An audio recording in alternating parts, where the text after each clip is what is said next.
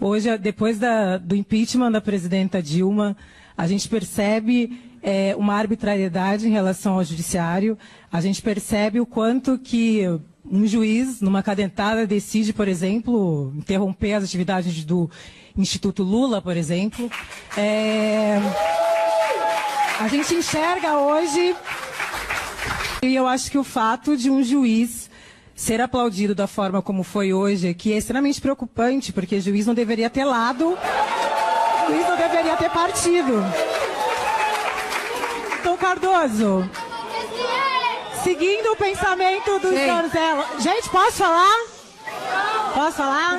Por gentileza. Tem que a democracia acabou no Brasil, mas muita eu posso gente, falar, por gentileza.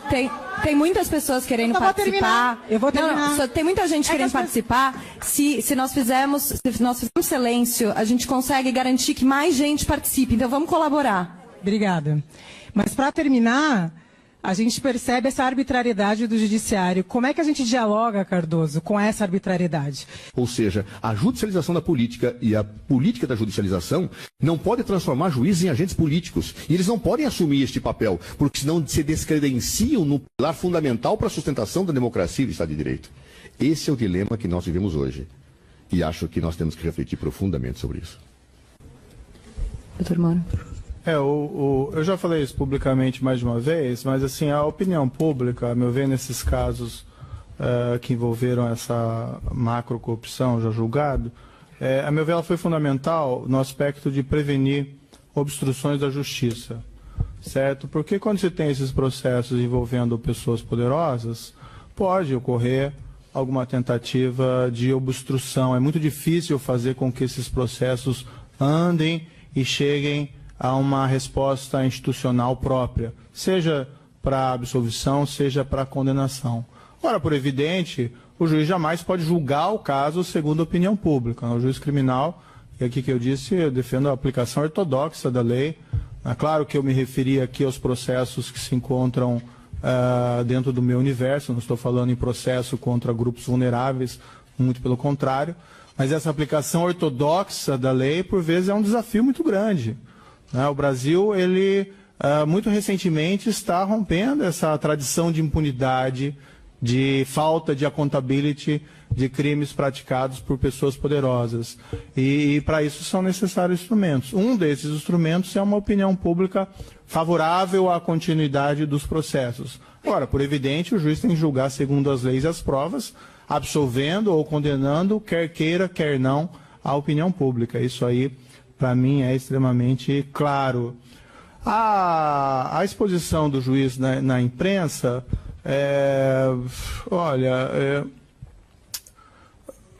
existe isso é algo ruim, eu concordo com as suas opiniões de que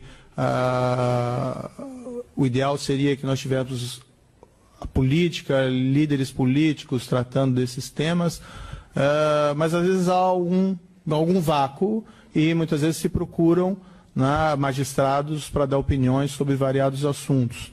Eu tenho me limitado, em 3 anos de Operação Lava Jato, eu dei uma entrevista longa no Jornal Estado de São Paulo, depois de muita insistência eu tenho me limitado.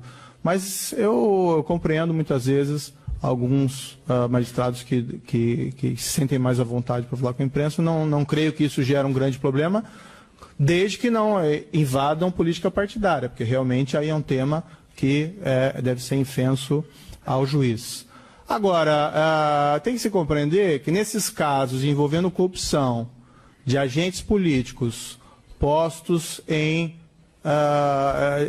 de elevada hierarquia, um julgamento, seja absolutório ou seja condenatório, ele sempre tem reflexos políticos, certo?